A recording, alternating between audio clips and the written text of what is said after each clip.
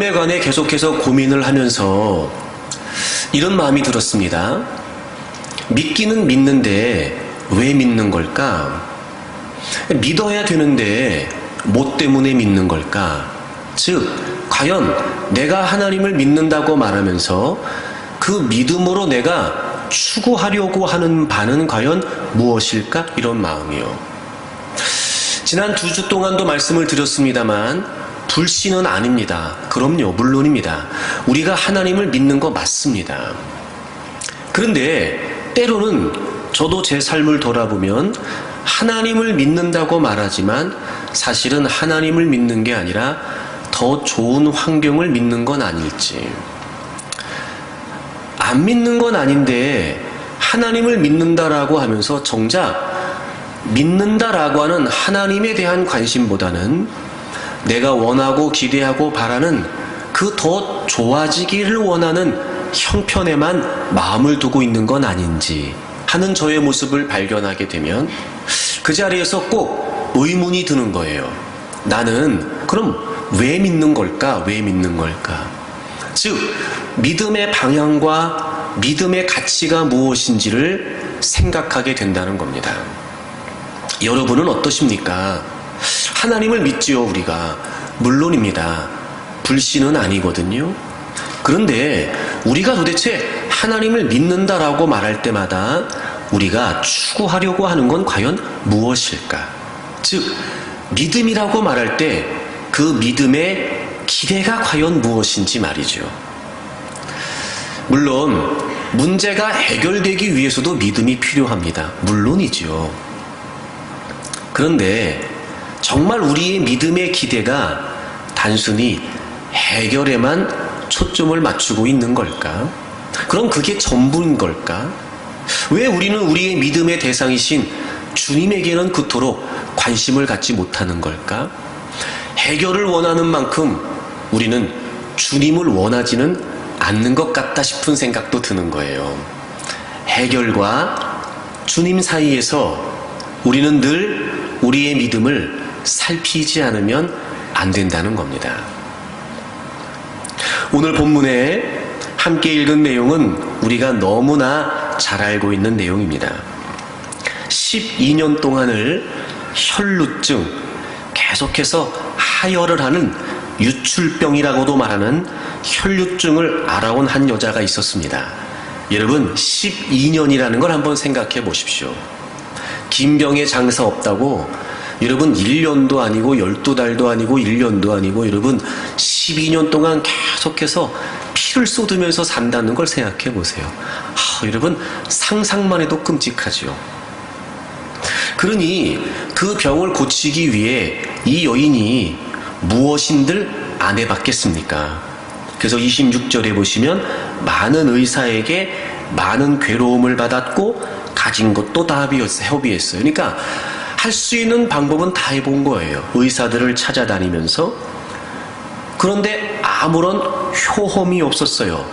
게다가 이제는 가지고 있었던 재산도 다 탕진하게 된 겁니다. 그러니까 이 병 때문에 몸도 병들고 인생도 병들고 거기다가 아무런 효험이 없어 여러분 돈만 다 탕진하고 생활도 병들고 게다가 도리어 더 그 병이 중해진 거예요. 그러니까 병만 더 악화가 됐다는 거죠. 여러분 이 지경 되면 거의 생을 이제 포기할 지경에 이르지 않겠냔 말이에요. 할 수 있는 거 다 해봤어요. 돈도 다 썼어요. 그렇게 12년을 보내면서 남은 건 더 병이 중해진 것 뿐이에요. 얼마나 절망적이었을까요? 얼마나 낙심이 컸을까요? 그러다가 이 여인이 뜻밖의 소식을 접하게 됩니다. 바로 예수님의 소문을 듣게 됐어요. 그리고 이 여인이 무슨 생각을 하게 됐냐면 내가 그 예수님의 옷에 손만 대도 이 병을 내가 고칠 수 있겠다 이런 생각이 든 거예요. 그러니까 여러분 아시겠지만 이 시기 예수님께서 얼마나 많은 병자들을 고쳐주셨어요? 수많은 병자들을 예수님이 고쳐주셨단 말이에요. 이제 그 소문을 듣고 해볼 수 있는 거 다 해본 이 여인이 절망적이라고 생각했는데, 야, 저 정도의 예수님이라면 내가 저분의 뒤에 가서 옷에 손만 대도 내가 고침을 받을 수 있겠다, 이런 생각을 한 거예요. 근데 참 여러분, 저는 이 여인이 대단하다고 싶은 생각이 드는 게 뭐냐면, 12년 동안을 혈루증을 앓고 있었으니 자신이 자신의 몸 하나 간수할 수 있었을까? 쉽지 않았을 거라고요. 그러니까 예수님의 소문을 듣고 생각할 수 있어요. 아, 내가 저분의 옷에다가 손만 대도 고침받을 수 있겠다라고 생각할 수 있는데, 생각만 한 것이 아니라 실제로 이 여인은 그 무리 가운데로 끼어, 즉 그 수많은 무리, 예수님을 둘러싸고 있는 수많은 무리들을 막 헤집고 그리고 그분께 간 거예요. 여러분, 생각은 할 수 있지만 이런 처지에 그런 거의 여러분 죽기 직전에 그런 몸을 이끌고, 게다가 예수님이 혼자 계신 것도 아니었고 많은 사람들이 모여있는 그곳에 그 무리들을 막 해치고 예수님의 옷자락에 손을 댄다는 건 이건 보통 일이 아닌 거예요. 이 당시 얼마나 많은 사람들이 모여 있었냐면요, 제자들이 예수님이 누가 내 옷에 손을 댔냐 물었을 때, 예수님 지금 이렇게 사람이 많아서 막 이렇게 밀리고 있는데 그러면서 스치게 된 거지, 무슨 누가 예수님의 옷에다가 손을 댔다고 말씀하십니까? 이렇게 말할 정도로 무수히 많은 사람들이 지금 모여 있었단 말이에요. 근데 이 여인은 예수님의 소문을 듣고 예수님을 만나면 고칠 수 있겠다 싶은 생각만 한 것이 아니라, 그런 여러 가지 어려움이 있었음에도 불구하고 그는 실제로 지금 그 많은 무리들을 헤집고 예수님의 옷가에 손을 댄 겁니다. 와, 그리고 여러분, 놀라운 일이 벌어졌습니다. 그 옷자락에 손을 대자마자 그의 혈로의 군원이 말랐다. 즉 흐르던 피가 멈췄다는 거예요. 그리고 본인 스스로가 아, 내가 이 병을 고쳤다라고 하는 사실을 알게 된 겁니다. 놀라운 역사가 벌어졌습니다. 예수님에 대한 소문을 듣기만 했습니다.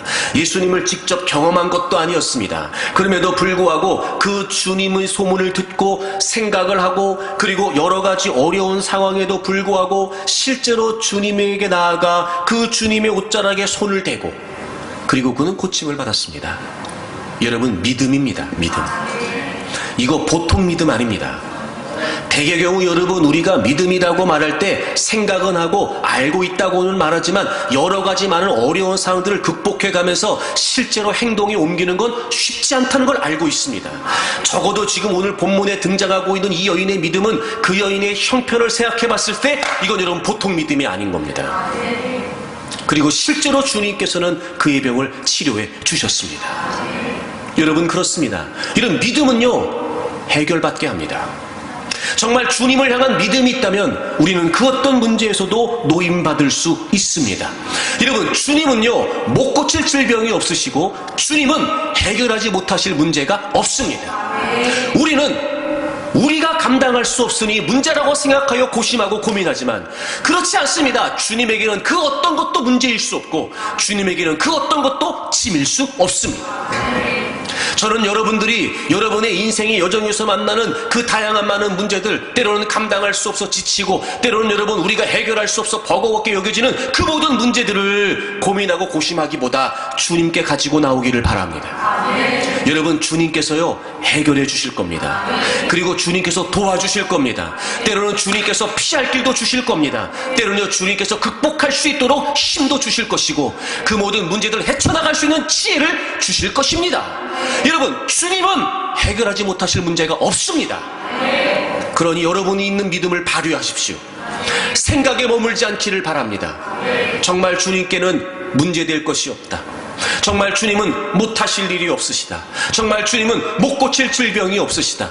여러분, 생각에 머물지 말고 실제로 여러분의 믿음을 발휘하십시오. 이 여인이 주님에게 다가와 그 많은 무리를 헤집고 주님에게 다가와 여러분 그 주님의 옷자락에 손을 대기까지 얼마나 어려움이 있었을까. 그러나 실제로 그 주님의 옷자락에 손을 대었던 그 믿음의 행동, 저는 여러분에게 그런 믿음이 있기를 바랍니다. 그런 믿음을 통해 여러분의 모든 문제가 해결되기를 바랍니다. 여러분 그거 아십니까? 주님은요 우리의 모든 문제가 해결되기를 원하십니다. 아니 주님은요 우리의 모든 문제를 해결해 주시기를 원하십니다. 정말 주님은요 여러분들이 치료받기를 원하시고, 정말 주님은 여러분들이 회복되기를 원하십니다. 진짜 주님은요 우리를 얼마나 사랑하시는지 그 모든 문제에서부터 자유하기를 원하십니다. 때론 여러분 실패 가운데 우리가 한숨을 토하고 있을 때 주님은요 우리가 빨리 그 실패를 딛고 일어서기를 원하십니다. 때론 여러분 인생이 무너질 것 같은 급박하고 어려운 위기 상황에는 우리를 보시면서 주님은 빨리 우리가 그 위기 상황에서 벗어나기를 원하시기도 합니다. 그게 우리의 주님이십니다. 그러니 여러분이 혼자 끌어안고 고민할 거 없습니다. 힘들다, 아프다, 어렵다, 여러분 그렇게 넋두리 할 거 없습니다. 다 주님 앞에 내어놓으십시오. 다 주님 앞에.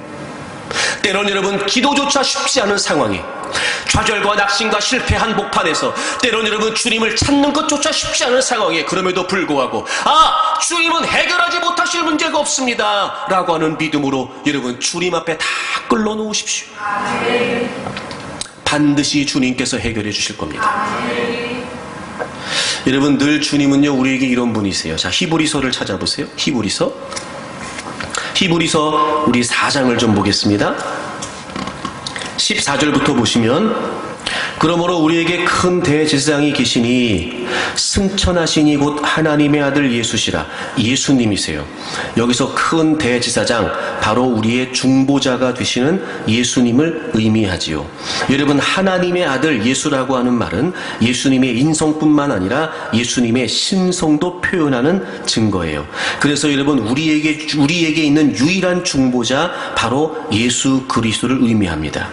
거기에 우리가 믿는 도리를 굳게 잡을지어다 이렇게 되어 있어요. 이게 무슨 말이냐면 우리가 마음에 품은, 믿음으로 품은 그 고백을 굳게 잡아야 한다, 이런 뜻이에요. 그러니까 예수 그리스도께서 우리의 분명한 중보자가 되신다고 하는 믿음이 있다면 우리가 그 믿음의 고백으로 말미암아 굳게 붙들어야 될 고백이 하나 있다는 거예요. 그게 뭐냐면 15절이에요. 우리에게 있는 대제사장은, 즉 예수 그리스도시잖아요. 우리에게 있는 대제사장은 우리의 연약함을 동정하지 못하실 이가 아니요, 우리의 연약함을 동정하지 못하실 이가 아니요, 모든 일에 우리와 똑같이 시험을 받으신 이로되 죄는 없으시니라. 여러분 우리는 우리의 죄 때문에 시험을 받고 유혹을 받지만 예수님은 죄가 없으세요. 그럼에도 불구하고 예수님도 이 땅에서 그런 여러 가지 많은 어려움들, 육신을 입고 이 땅에 오셨기 때문에 여러 가지 많은 어려움들을 겪으셨어요. 그랬던 예수님이시기 때문에 우리의 연약함을 동정하지 못하시리가 아니라는 거예요.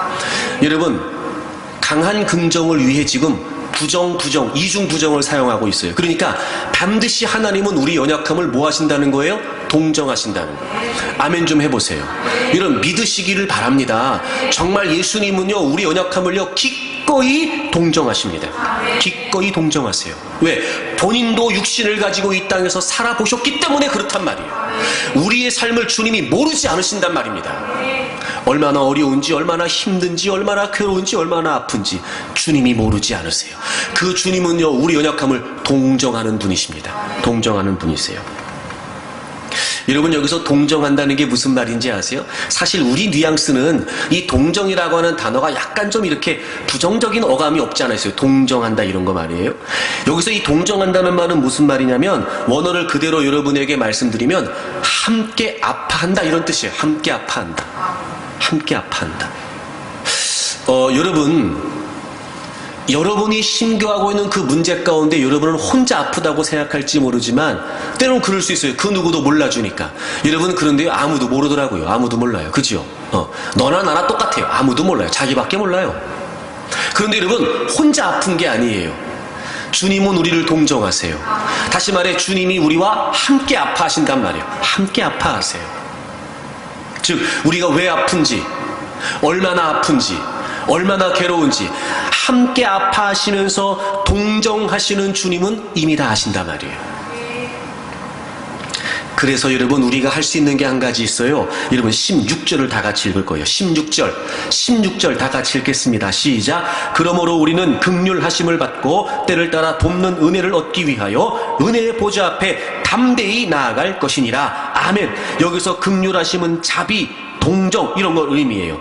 때를 따라, 여러분 이 말이 중요한데, 때를 따라 이게 무슨 말이냐면요, 적시에, 적절한 때에, 제때에, 영어로 하면 in time, 제때, 바로 그때.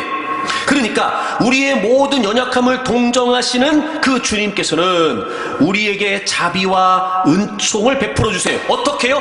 적절할 때 돕는 은혜를 우리에게 베풀어 주세요.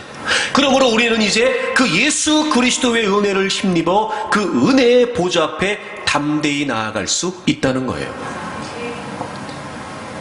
여러분, 주님은 이런 분이십니다. 우리가 혼자 힘들어할 일이 아니에요. 우리가 혼자 아파할 일이 아닙니다. 여러분, 주님은요 충분히 우리가 얼마나 힘들고 우리가 얼마나 연약한지를 이미 알고 계세요. 그리고 그 주님 앞에 나올 때마다 주님은요 적절한 은혜를 베풀어 주십니다. 바로 그때, 제때에, 은혜가 필요한 그때 주님은 우리에게 은혜와 긍휼을 베풀어 주십니다. 여러분, 예수님께서 사복음서에 치유하시는 많은 여러 가지 장면을 보게 되면 독특한 내용들이 참 많은데요, 그 중에 하나 정말 주님의 마음을 느낄 수 있는 장면이 있어요. 여러분, 누가복음 5장을 좀 찾아보세요. 12절부터 나병 들린 환자를 주님이 만나세요. 나병 들린 환자를 주님이 만나세요. 12절에 보시면요, 누가복음 5장 12절입니다. 예수께서 한 동네에 계실 때에 온몸에 나병 들린 사람이 있어 예수를 보고 엎드려 구하니 이르되 주여 원하시면 나를 깨끗게 하실 수 있나이다 하니 도움을 요청했어요, 주님에게. 그랬더니 주님께서 어떻게 하셨냐면 13절 보세요. 예수께서 손을 내밀어 그에게 대시며 이르시되 내가 원하노니 깨끗함을 받으라. 여러분, 저는 여기에서 두 가지 정말 은혜를 받은 내용이 있었어요. 그게 뭐냐면, 첫째, 손을 내밀어 그에게 대셨단 말이에요. 여러분, 이 당시에 나병 환자들은요 부정한 병이었습니다. 그러므로 여러분, 일반 사람들과 접촉할 수 없었어요. 근데 지금 놀라운 일이 벌어졌어요. 예수님께서요 자신을 고쳐달라고 했던 그 나병 환자에게 몸에 손을 대신 거예요. 여러분, 이게 얼마나 친밀함이고 얼마나 친근함이고 얼마나 동정하심이냐 말이에요. 그 누구도 그의 몸에 손을 대지 않습니다. 오히려 거부하죠. 오히려 부정하다고 얘기하죠. 그런데요, 그렇게 버림받고 그렇게 소외된 그를 주님이 만나시면서 그의 몸에 손을 대십니다.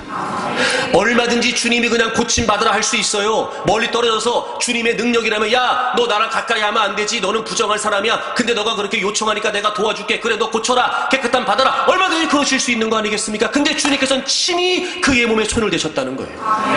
야, 여러분, 기가 막히지 않습니까?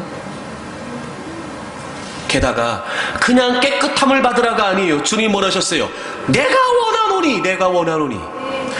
원하노니 깨끗함을 받으라. 그러니까 주님은요 그 나병 때문에 괴로워하고 있는 그 사람이 고침받기를 주님도 원하신 거예요. 주님도 그 고침받기를 원하는 그 사람만 원했던 게 아니라, 그 나병 환자만 원했던 게 아니라, 주님도 그가 고침받기를 원하셨던 거예요.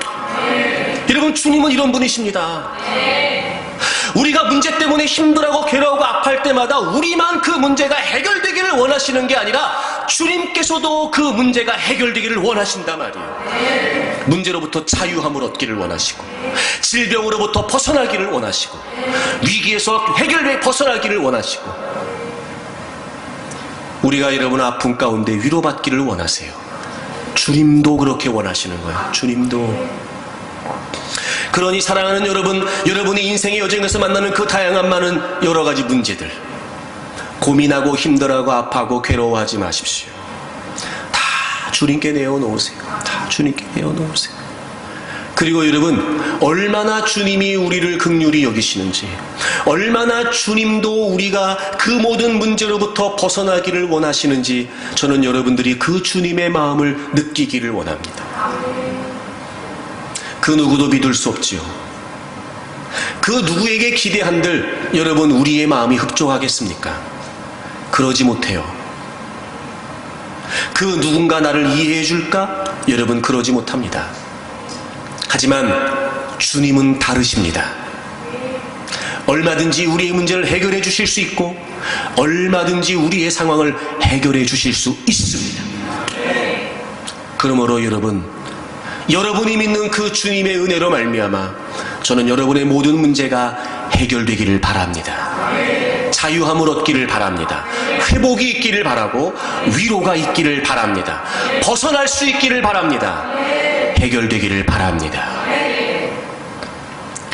그런데 오늘 본문의 이야기가 이 여인이 그렇게 주님의 옷자락에 손을 대서 병을 고쳤다라고 하는 것으로 끝나지 않는다는 거예요. 만약에 이 열두를 혈루증으로 앓고 있는 여인의 이야기의 의도가 그 여인이 병을 고치는 것이었다면 병을 고쳤으니까 얘기는 거기에서 끝나야 된단 말이에요. 그런데 오늘 본문을 보게 되면 얘기가 거기에서 끝나지 않는다는 사실에 우리는 주목을 해야 됩니다. 그리고 그 이후에 나오는 광경을 통해 분명히 주님께서 어떤 의도를 갖고 계셨다는 걸 우리가 알게 돼요. 일단 지금 이 상황 자체가 여러분, 이 여인의 이야기로부터 시작되는 상황이 아니었습니다. 다시 본문으로 돌아오시면 마가복음 5장의 이 여인의 상황은 이 여인의 상황으로 시작된 게 아니라 사실 21절에 보시면 예수님께서 배를 타시고 맞은편으로 건너가셨고 그리고 많은 무리가 모여 있었어요. 그때 회당장 야이로가 예수님을 찾아옵니다. 자신의 딸이 병들어 죽게 됐습니다. 예수님, 좀 우리 집에 오셔서 우리 딸에게 손을 얹어서 그 병을 좀 고쳐주십시오 라고 이야기를 했고, 예수님께서 그 말씀을 들으시고 24절을 보시면 이에 그와 함께 가실새 큰 무리가 따라가며 에워싸 밀더라. 그럼 지금 주님께서 어디로 가고 계시는 거예요? 야이로의 집으로 가고 계시는 거예요. 그러니까 사실 지금 이 여인의 이야기 때문에 이 이야기가 시작된 건 아니었어요. 지금 이 상황은 어떻게 시작된 거냐면 야이로가, 예수님이 배를 타고 건너오셨고 많은 무리가 모여 있었고, 그럼에도 야이로가 주님께 나와 내 딸이 지금 병들어 죽게 됐습니다. 제발 내 딸에게 손을 얹어 기도해 주세요. 예수님이 그 말씀을 들으시고 그리고 지금 야이로의 집으로 가고 계셨고 거기에 역시 수많은 무리들이 따라가고 있었던 상황이었단 말이에요. 근데 12회를 혈루증으로 앓는 여인이 있어. 자, 보세요 여러분, 보세요. 지금 이 12회를 혈루증으로 앓고 있는 이 여인이 예수님을 부른 게 아닙니다. 지금 예수님 앞에 간 게 아니에요. 지금 이런 상황입니다. 예수님은 가고 계셨고 많은 무리들이 함께 막 밀고 하면서 밀치면서 막 예수님을 따라가고 있는 중에 지금 이 여인은 그 틈을 비집고 막 들어와서 예수님의 옷자락에 손을 댄 것뿐이에요. 자, 그래서 이 여인이 병을 고쳤습니다. 만약에 이 사건의 의도가 병을 고치는 게 끝이라면 그냥 그러고 지나가면 그만이에요. 근데 놀라운 일이 벌어집니다. 주님께서 가던 발걸음을 멈추신 거예요. 또 다른 의도가 주님에게 있으신 겁니다. 지금 야이로가 자기 딸이 병들어 죽게 됐다고 말했어요. 다시 말하면 지금 시각을 다투고 있는 겁니다. 빨리 주님이 가셔야 되는 상황이었습니다. 만약에 이 여인이 병에서 고침받는 것이 전부라면 그냥 가시면 그만이에요. 여러분, 왜 여인은 병 고쳤잖아요. 그런데 주님은 그렇게 총격을 다투는 상황에 가던 발걸음을 멈추신 겁니다. 아하, 여러분, 분명한 주님의 의도가 있으시다는 거죠.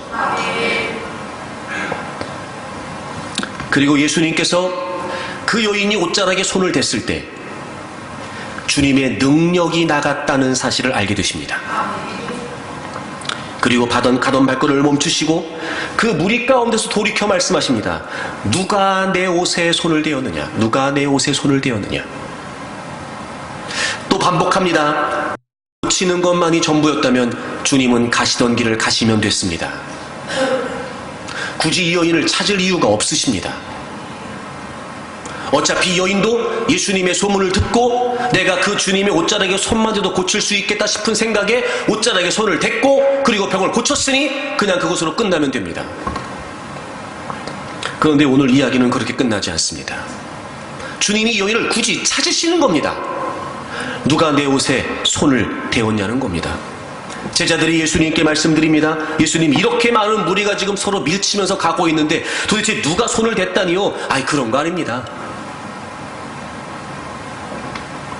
그러나 누가 내 옷에 손을 대었느냐라고 말씀하신 그 주님의 말씀에 그 수많은 무리 가운데 있었던 사람 중에 한 여인, 그 여인은 그것이 자신을 향한 말씀이라는 걸 알게 됩니다. 그리고 여러분 33절에 보세요. 33절에 여자가 자기에게 이루어진 일을 알고 두려워하여 떱니다. 두려워하여 떱니다. 여러분 병 고쳤잖아요. 그럼 두려워해야 돼요? 기뻐해야 돼요? 기뻐야죠. 아니 여러분 병을 고쳤잖아요. 지금 12년 동안 그렇게 고생했던 그 병, 아주 지긋지긋했던 그 병, 자신을 괴롭혔던 그 병 이제 고쳤어요.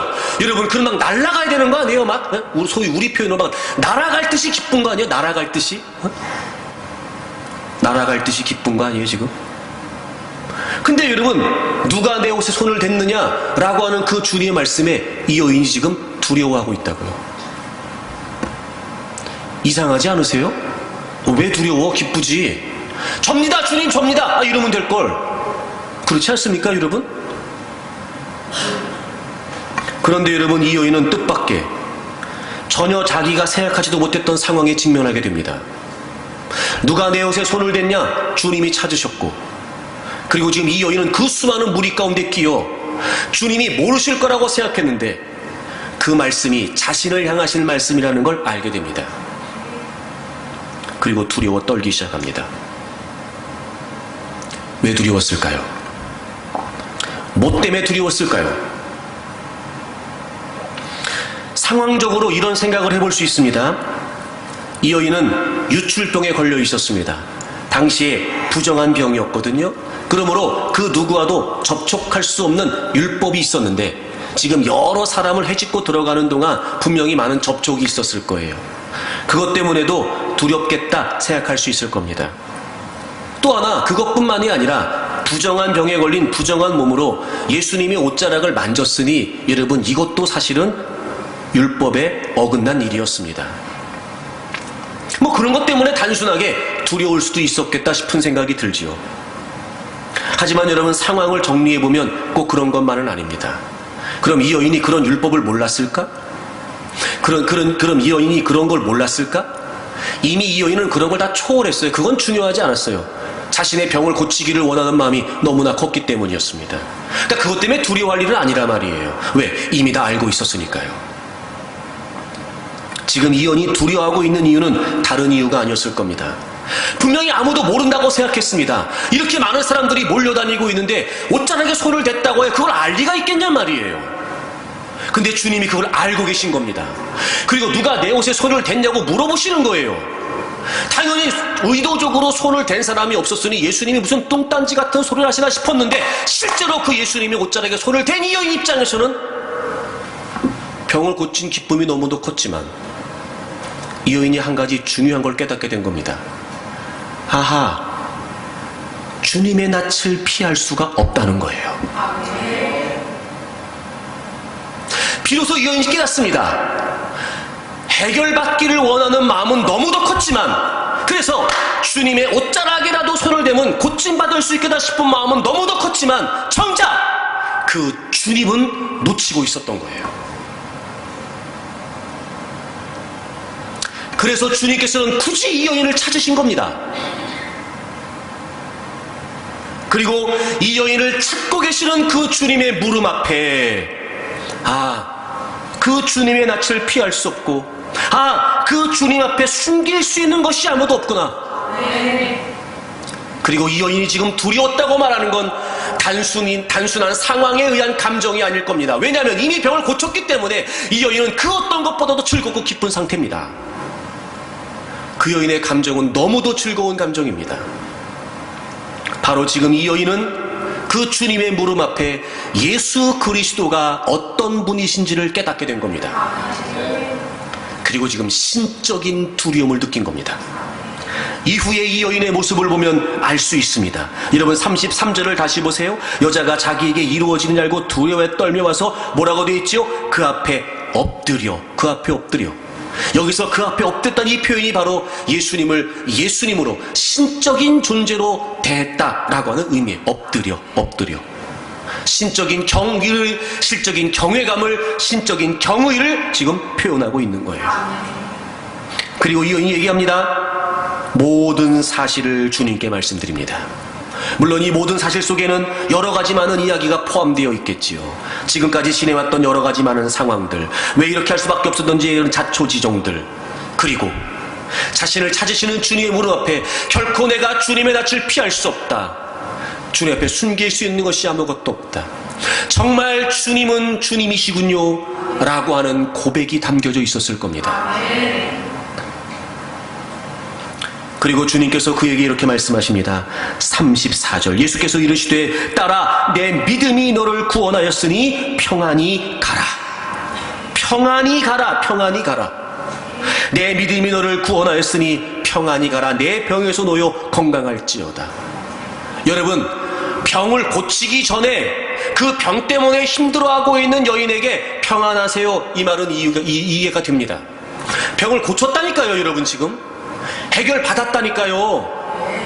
그러면 얼마나 기쁘고 즐겁겠어요. 근데 병을 고침받은, 문제를 해결받은 이 여인에게 정작 필요한 건 주님께서 주시는 평안이었어요. 평안히 가라. 주님이 아니면 주실 수 없는, 더 정확히 주님을 만나지 않으면 얻을 수 없는, 즉 주님과의 교제, 주님과의 사귐이 아니고서는 경험할 수 없는 진정한 평안. 여러분, 이런 겁니다. 예수님께서는 이 여인에게 믿음이 있다는 사실을 알고 계셨습니다. 그런데 그 여인의 믿음이 그 해결이라고 하는 선을 뛰어넘어, 단순히 문제가 해결되는 것을 뛰어넘어 앞으로 어떤 문제를 만나도 깨어지지 않을 진정한 평강을 예수님께서는 믿음이 있었던 그 여인에게 허락하시기를 원하셨던 겁니다. In peace, 평안의 상태를 지니고 가라. 예수 그리스도를 만남과 동시에 이 여인에게 주어진 평안, 그 평안의 상태를 가지고 삶의 자리에 나아가게 되면 앞으로 어떤 문제를 만나도 너는 두려워하지 않게 될 것이다. 염려와 근심으로부터 벗어날 수 있게 될 것이다. 그 진정한 평안이 너를 지켜줄 것이다. 여러분, 우리는 알고 있습니다. 지금 당장 그 문제가 급하다고 이야기하지만 그 문제 해결되고 나면은요, 그보다 더 급한 문제가 생깁니다. 지금 그 문제가 제일 큰 문제라고 생각되지요? 아니요. 그 문제 넘어서면 그보다 더 큰 문제가 우리를 기다리고 있습니다. 주님은 분명히 알고 계셨습니다.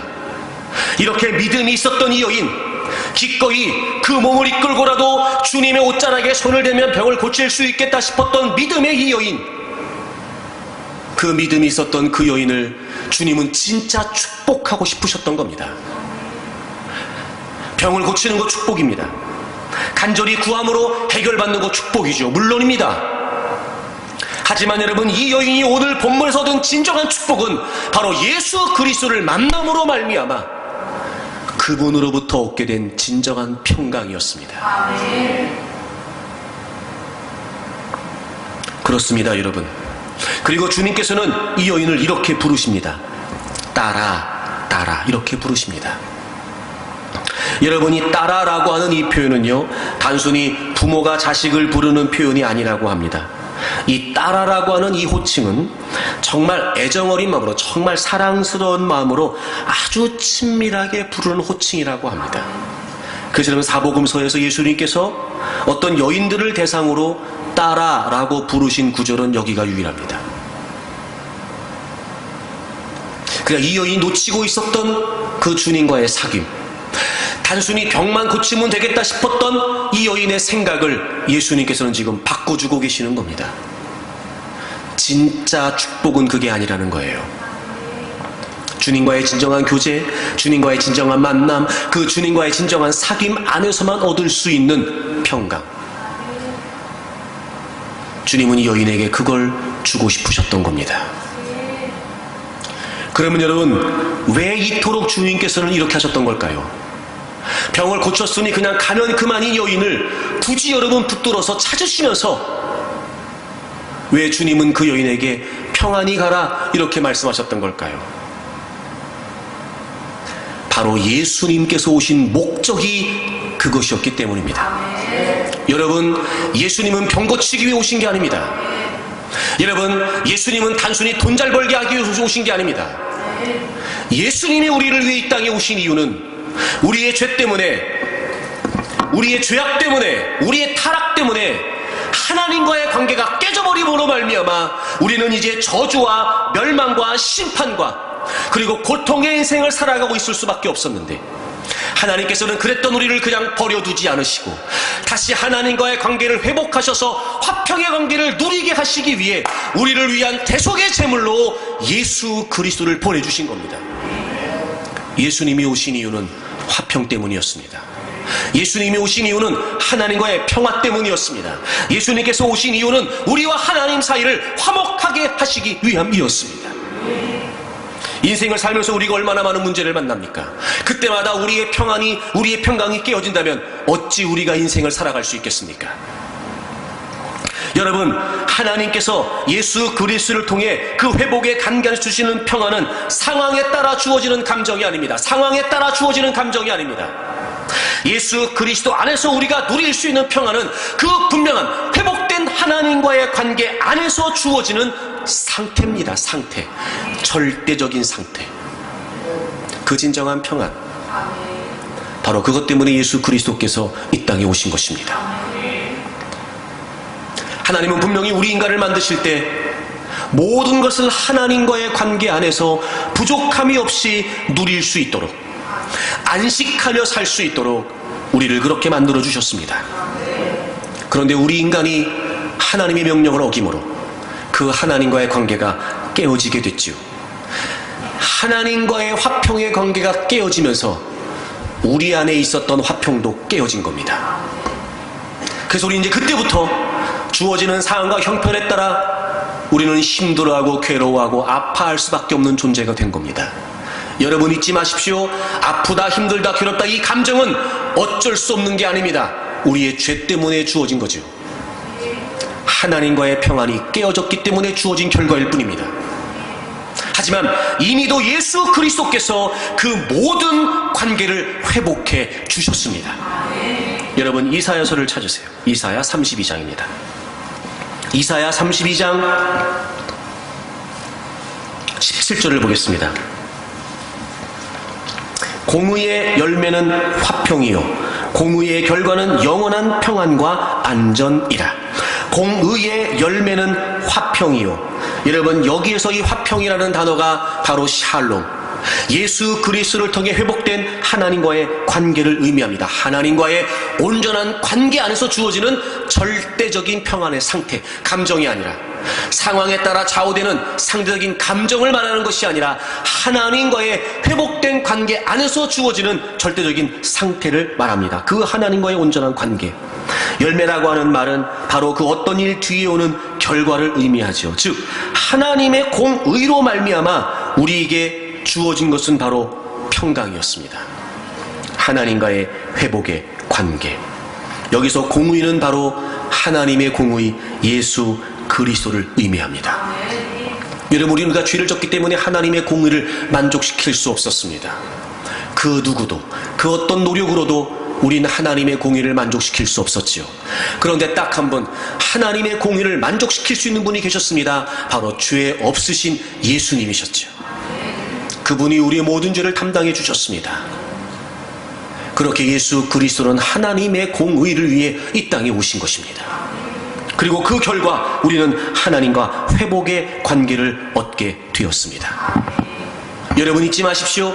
여러분이 예수 그리스도를 여러분의 구주와 주님으로 믿는다면 이미 하나님과의 화평의 관계는 우리에게 시작된 것입니다.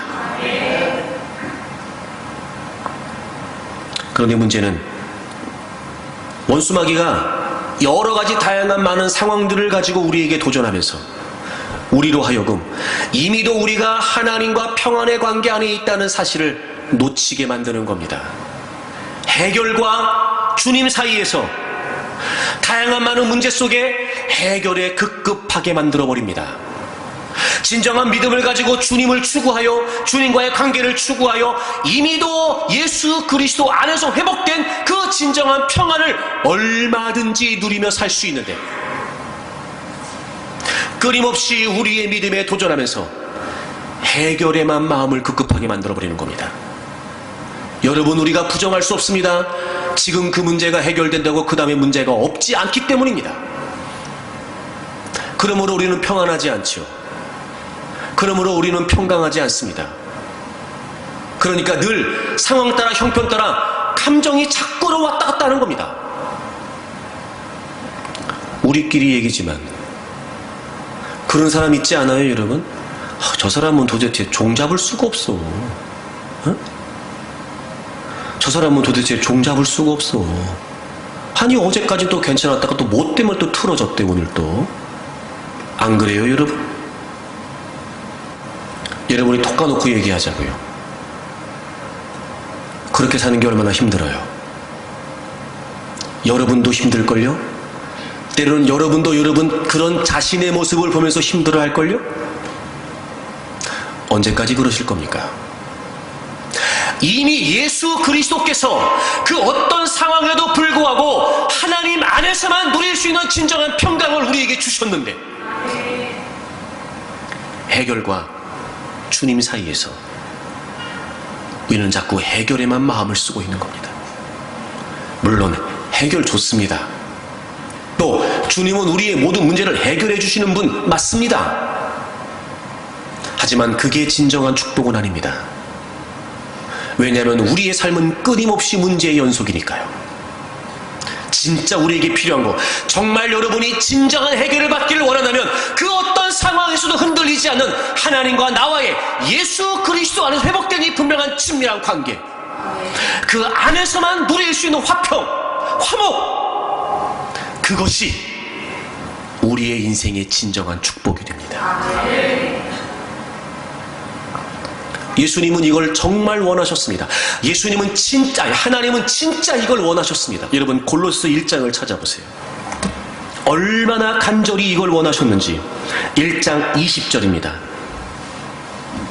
19절부터 보시면 아버지께서는, 하나님께서는 모든 충만으로 예수 안에 거하게 하시고, 모든 충만으로 예수 안에 거하게 하시고, 그의 십자가의 피, 예수 그리스도의 십자가의 피로 뭘 이루셨어요?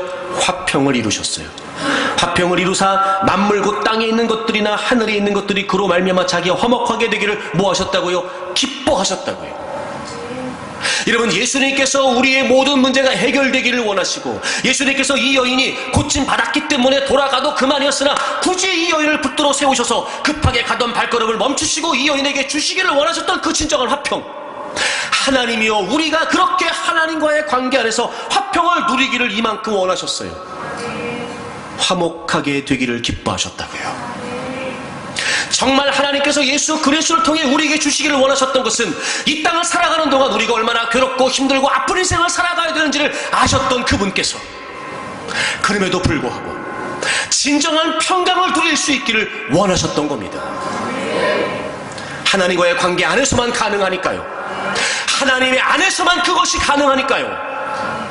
그토록 원하셨습니다. 그래서 예수 그리스도를 공의의 제물로, 화목의 제물로 십자가에 못 박으시고 그 예수 그리스도를 믿는 모든 자들에게 이 진정한 평강을 누릴 수 있도록 복을 주신 겁니다. 여러분, 우리가 얼마든지 누릴 수 있습니다. 우리가 얼마든지 그 안에서 살아갈 수 있습니다. 이미 우리는 예수 그리스도를 믿음으로 그 관계가 회복되었습니다. 그러므로 남은 건 이제 우리가 그 은혜를 누리며 사는 겁니다.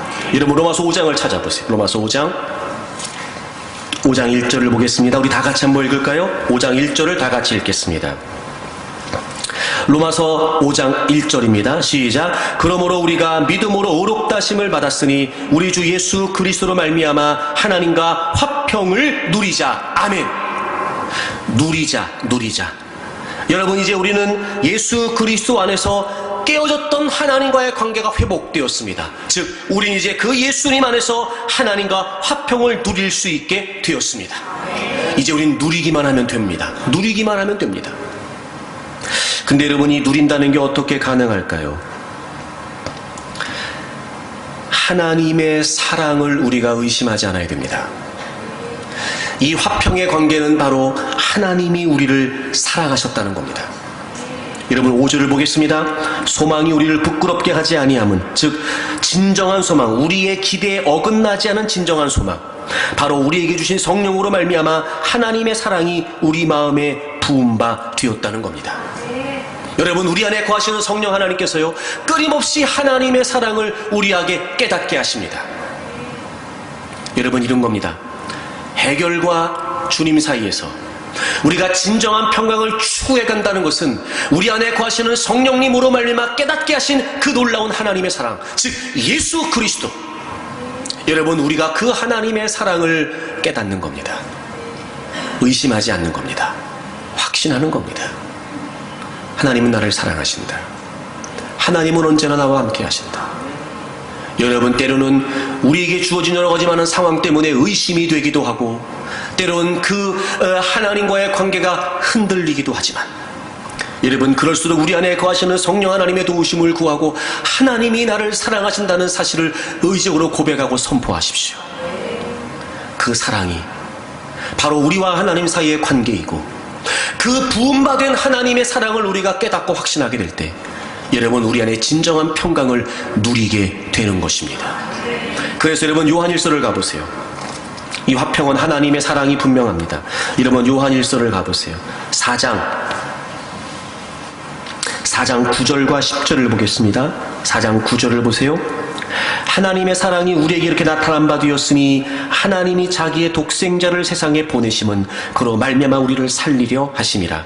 사랑은 여기 있으니 우리가 하나님을 사랑한 것이 아니요 하나님이 우리를 사랑하사 우리 죄를 속하기 위하여 화목제물로 그 아들을 보내셨습니다. 여러분, 화평은 하나님의 사랑입니다. 하나님의 사랑은 화평입니다. 이제 여러분, 우리에게 다 주어진 겁니다. 이미 다 이루어진 일입니다. 이루어진 진리입니다. 그러므로 여러분, 여러가지 여러분이 만나는 다양한 문제 앞에 흔들리거나 불안해하거나 두려워하지 마십시오. 하나님의 사랑 예수 그리스도를 주목하십시오. 그리고 이미 회복된 하나님과의 관계 안에서 여러분들이 얼마든지 그 평강을 누릴 존재가 되었다는 사실을 잊지 마십시오. 해결과 주님 사이에서 갈등할 거 없습니다. 주님 안에서 누릴 수 있는 진정한 평강이 우리에게 확실하다면 그 어떤 문제 앞에서 우리는 흔들리지 않을 수 있습니다. 해결과 주님 사이에서 여러분, 해결도 물론 해결도 물론 하나님의 은혜이고 하나님의 축복입니다. 하지만 여러분, 진정한 축복은 해결이 아니라 그 주님을 경험함으로, 그 주님을 만남으로 얻게 되는 진정한 평강입니다. 누리며 사십시오. 여러분 안에 거하시는 성령님의 도우심을 구하십시오. 하나님의 사랑이 의심되는 상황에서도 이미 우리에게 예수 그리스도로 말미암아 확증된 진리가 된 그 하나님의 사랑을 늘 가슴에 품으십시오. 고백하고 의지하고 바라보고, 그리고 여러분, 더 이상 문제 때문에 흔들리는 것이 아니라 그 어디에서도 얻을 수 없는 오직 주님으로부터만 얻을 수 있는, 오직 주님과의 사귐, 주님과의 만남, 주님과의 교제 안에서만 얻을 수 있는 진정한 평강을 이미 예수 그리스도 안에서 이루어진 이 화평을 저는 여러분이 누리며 살 수 있기를 바랍니다. 해결과 주님 사이에서 이제는 해결이 아니 해결을 넘어서는, 해결을 뛰어넘는 주님과의 관계를 추구하는 진정한 믿음의 복을 얻기를 바랍니다. 우리 찬양 하나 할까요?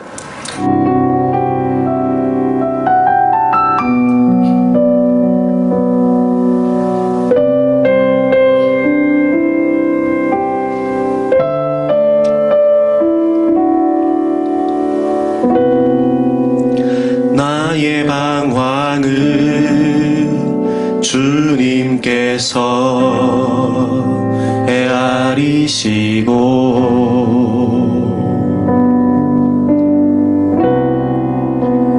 나의 눈물을 주의 병에 담으소서. 나는 비천하고 수치와 조롱에 홀로 남았으니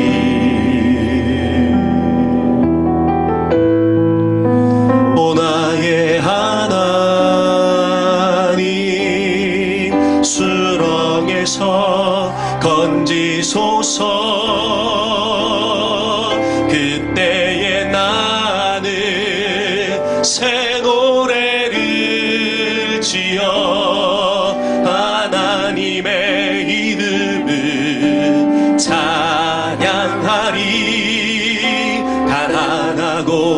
갇힌 자들의 소리를 들으시는 구원의 하나님을 높이리.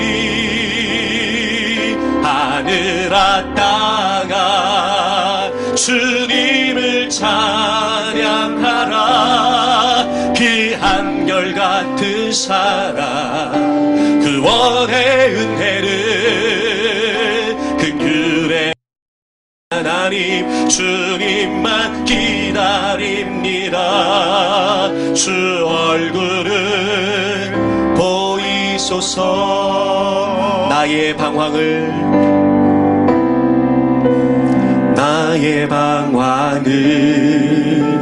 주님께서 헤아리시고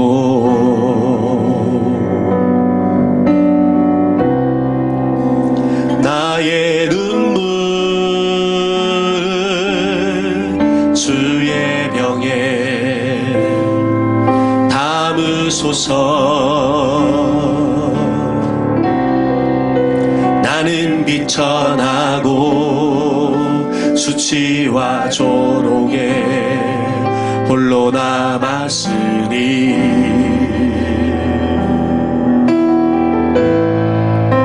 오 나의 하나님 수렁에서 건지소서. 그때에 나는 새 노래를 지어 하나님의 이름을 찬양하리. 가난하고 갇힌 자들의 소리를 들으시는 구원의 하나님을 높이리. 하늘아 땅아 주님을 찬양하라. 그 한결같은 사랑 구원의 은혜를 긍휼의 하나님 주님만 기다립니다. 주 얼굴을 보이소서. 그때에 나는 새 노래를 지어 하나님의 이름을 찬양하리. 가난하고 갇힌 자들의 소리를 들으시는 구원의 하나님을 높이리. 하늘아 땅아 주님을 찬양. 그 한결같은 사랑 구원의 은혜를 긍휼의 하나님 주님만 기다립니다. 주 얼굴을 보이소서. 하늘아 땅아 주님을 찬양하라. 그 한결같은 사랑 구원의 은혜를 긍휼의 하나님 주님만 기다립니다. 주 얼굴을 보이소서. 긍휼의 하나님 주님만 기다림. 긍휼의 하나님 주님만 기다림. 긍휼의 하나님 주님만 기다림. 주 얼굴을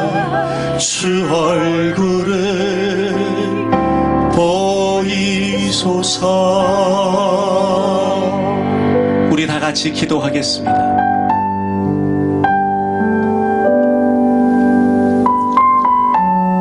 (12년) 동안 얼마나 힘들었든지 그 지긋지긋한 병만 고치면 진짜 즐겁고 기쁘고 날아갈 것 같았겠지요. 그런데 병을 고쳤습니다. 놀라운 믿음이었습니다. 하지만 그것만으로 충분하지 않았습니다. 굳이 주님께서는 급하게 가셔야 했던 발걸음을 멈추시고 그 여인을 찾으셨습니다. 주님은 진짜 그 여인을 축복하기를 원하셨던 겁니다. 내 믿음이 너를 구원하였으니 평안히 가라. 딸아, 내 믿음이 너를 구원하였으니 평안히 가라. 여러분, 문제와 주님 사이에서 갈등할 거 없습니다.